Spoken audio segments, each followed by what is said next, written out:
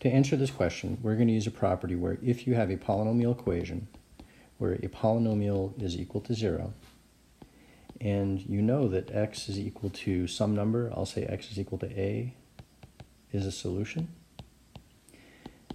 then what you can say is that x minus a is a factor of the polynomial that you started with over here. So in this particular problem, we've been told that we have two solutions. A quadratic equation means that we have a polynomial equation.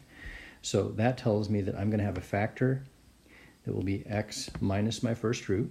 I'll say the first root is 1 plus I.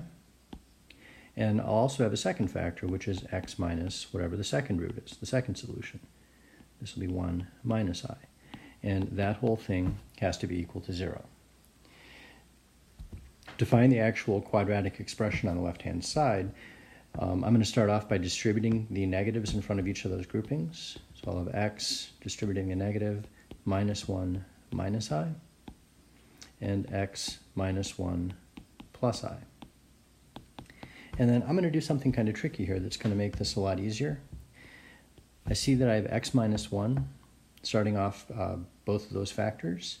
I have an I at the end, and then one of these is added, one of these is subtracted.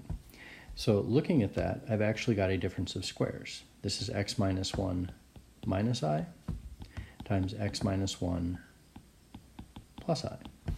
And I really like that because when you have a difference of squares, you can multiply this out without doing as much work as you normally would.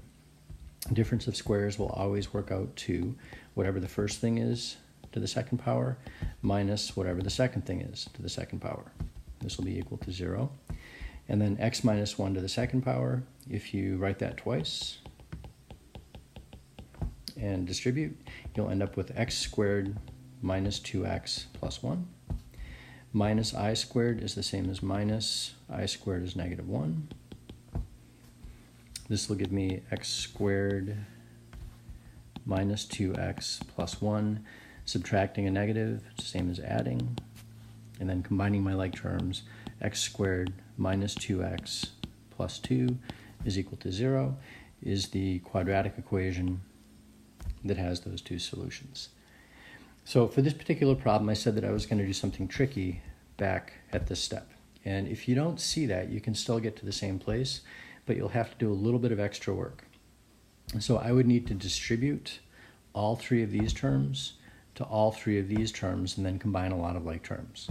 So I'd take x times negative 1, x times I.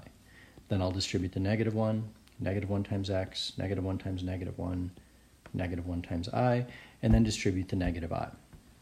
There's a lot more detail there, but you can still get to the same place.